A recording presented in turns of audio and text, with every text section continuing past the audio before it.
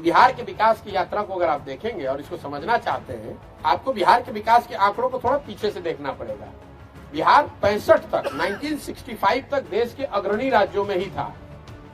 ये 65 से 1965 से आंकड़ों के आधार पर आपको दिखेगा कि 1965 के बाद से हम लोग दूसरे राज्यों के मुकाबले पिछड़ रहे हैं। उसकी एक वजह ये रही है कि इस राज्य ने इस दौर में 65 से 90 तक, जब तक लालू जी मुख्यमंत्री बने, एक बहुत बड़ा राजनीतिक अस्थिरता का दौर देखा है।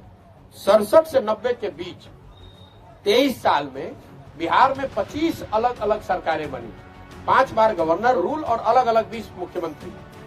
उस राजनीतिक अस्थिरता के दौर में जहां पर कोई 6 दिन के लिए मुख्यमंत्री था, कोई 6 महीने के लिए मुख्यमंत्री था, हम विकास को बैकफुट पे डाला, विकास को हाशिए पर डाल दिया, जिससे धीरे धीरे दूसरे राज्य आगे बढ़ते गए, हम लोग पीछे छूटते गए। 90 में राजनीतिक स्थिरता लौटी, लेकिन वो लौटी लालू जी के फॉर्म में।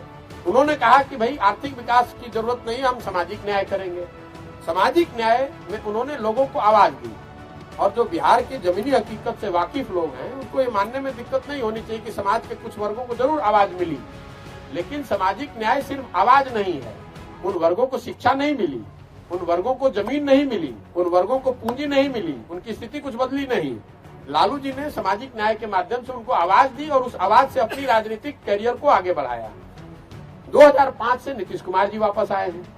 2005 से नीतीश जी का नारा है न्याय संग विकास, और 2005 से कुछ विकास जरूर विकास बिहार में हुआ है, लेकिन नीतीश जी के दौर को आप 2 भाग में समझिए, तब आपको ये बात समझ में आएगी कि राजनीतिक अस्थिरता का कितना बड़ा खामियाजा राज्य की जनता को चुकाना पड़ता है।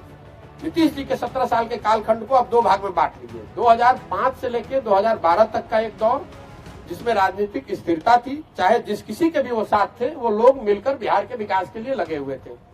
ज्यादातर लोग बिहार में आपको बताएंगे कि उस दौर में बिहार में कुछ काम होता या बिहार की स्थिति सुधरती हुई दिखी।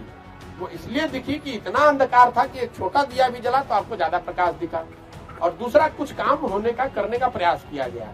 लेकिन 12 से मोदी जी का जब राष्ट्रीय राजनीति पर प्रादुर्भाव हुआ, उसका एक अनवांटेड जो खामियाजा बिहार के लोगों ने भुगता कि उसने बिहार में राजनीतिक अस्थिरता को जन्म दिया।